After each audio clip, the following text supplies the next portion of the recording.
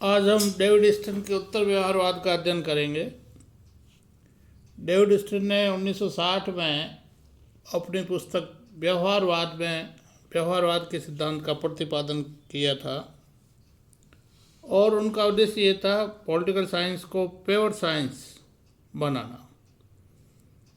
उसके अंतर्गत उन्होंने व्यवहारवाद का सिद्धांत दिया था। उन्होंने कहा कि जैसे साइंस के अंदर पदार्थ की जांच तथ्यों के आधार पर की जा सकती है, विश्लेषण किया जा सकता है, वैसे ही राजनीतिक घटनाओं का भी जांच उसके आधार पर की जाए। लेकिन 10 साल के बाद उन्हें खुद को लगा कि व्यवहारवाद का सिद्धांत व्यवहारिक नहीं है, उसका महत्व नहीं रहा, तो उन्होंने खुद ने इसमें संशोधन करते हुए एक नया सिद्धांत दिया, उसका नाम दिया उत्तर व्यवहारवाद।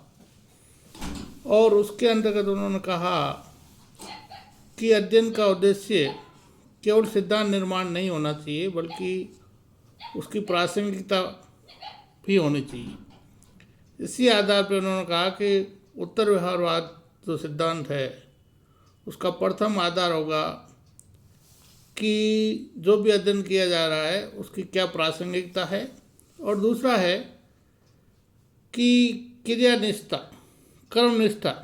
इन दो सिद्धांत के आधार पर उन्होंने इस सिद्धांत का प्रतिपादन करते हुए इसके 7 प्रमुख विशेषताओं का उल्लेख किया है। सबसे पहले जो उन्होंने इस सिद्धांत की विशेषता बताई है वह है तकनीक से पूर्व सार। उन्होंने कहा कि राजनीति विज्ञान के अंदर शोध करते समय तकनीक की अपेक्षा विषय अधिक महत्वपूर्ण है, इसलिए हमें शोध करते समय यह ध्यान रखना चाहिए कि उस शोध का आधार तकनीक न होकर के उसका सार होना चाहिए। यानी उस अध्ययन का महत्व इस आधार पे है कि उसका क्या महत्व है, यानी पॉलिटिकल साइंस के लिए उसका क्या महत्व है। और उन्होंने कहा कि प्रासंगिक शोध होना चाहिए, न कि हम तकनीक के आधार पर उलझते जाए। दूसरा उन्होंने इसकी विशेषता बताई सामाजिक परिवर्तन पर बल।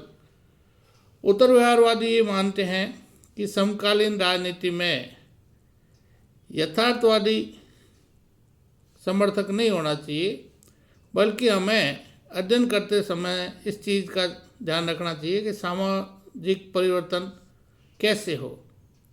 इसी आधार पे उन्होंने कहा कि व्यवहारवाद केवल तथ्यों का संग्रह और उसका विश्लेषण पर जोर देते थे, लेकिन उत्तर व्यवहारवाद ये मानता है कि हमें सामाजिक परिवर्तन पर बल देना चाहिए। तीसरा इसकी जो विशेषता है वह समकालीन समस्याओं के निदान पर बल।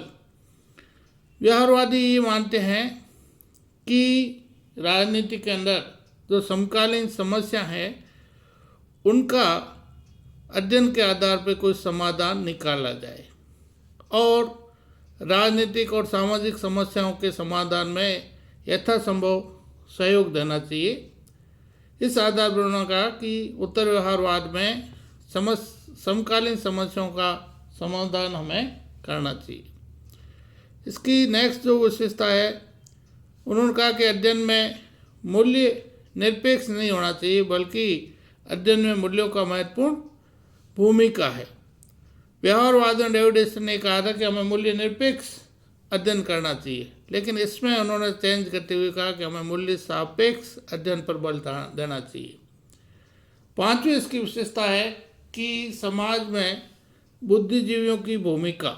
उत्तर व्यवहारवादी मानते हैं कि समाज में बुद्धिजीवी एक विशिष्ट भूमिका निभाते हैं और मानवीय मूल्यों की रक्षा हेतु बुद्धिजीवियों को हमेशा प्रयासरत रहना चाहिए। अन्यथा बुद्धिजीवी होने के कारण उन्हें समाज में उसी स्थान एवं महत्व प्राप्त है, उससे उन्हें वंचित होना पड़ेगा। यानी कहने का आशय ये है कि समाज में परिवर्तन में और समाज के नेतृत्व में बुद्धिजीवियों को महत्वपूर्ण भूमिका निभानी चाहिए। छठी इसकी ये विशेषता है कि कर्मनिष्ठ विज्ञान है। उत्तर व्यवहारवाद भी ये मानते हैं कि हमें चिंतन के बजाय क्रियाशील ज्ञान होना चाहिए। डेविड ह्यूस्टन के शब्दों में जानने का अर्थ कार्य करने का उत्तरदायित्व अपने हाथों में लेना और कार्यरत होने का अर्थ है समाज में पुनर्निर्माण में अपने को लगा देना। अतः विज्ञान समस्त अनुसंधान क्रियाशीलता की भावना से प्रेरित होना चाहिए, जिससे ऐसे ज्ञान का प्रयोग समाज की समकालीन समस्याओं को सुलझाने और उसके पुनर्निर्माण में किया जा सके। इसलिए उत्तर व्यवहारवादी मानते हैं हमें कर्मशील रहना चाहिए। कर्मनिष्ठ विज्ञान पे ये जोर देते हैं। सातवीं विशेषता है व्यवसाय का राजनीतिकरण। उत्तर व्यवहारवादी ये मानते हैं कि व्यवसाय के राजनीतिकरण की अनिवार्यता होनी चाहिए। उनकी मान्यता है कि समाज के लिए समुचित उद्देश्यों का निर्धारण करने तथा समाज में इन उद्देश्यों को दिशा में प्रेरित करने के लिए महत्वपूर्ण है बुद्धिजीवियों की है। अतः बुद्धिजीवियों के संघ, शिक्षा संस्थाओं तथा विश्वविद्यालय आदि मानव मूल्यों की रक्षा सक्रिय भूमिका अदा करनी चाहिए। इस प्रकार से डेविड ह्यूस्टन ने व्यवहारवाद में आमूलचूल परिवर्तन करते हुए उसकी जगह एक नया सिद्धांत दिया, जिसका नाम उन्होंने दिया उत्तर व्यवहारवाद। बंद करने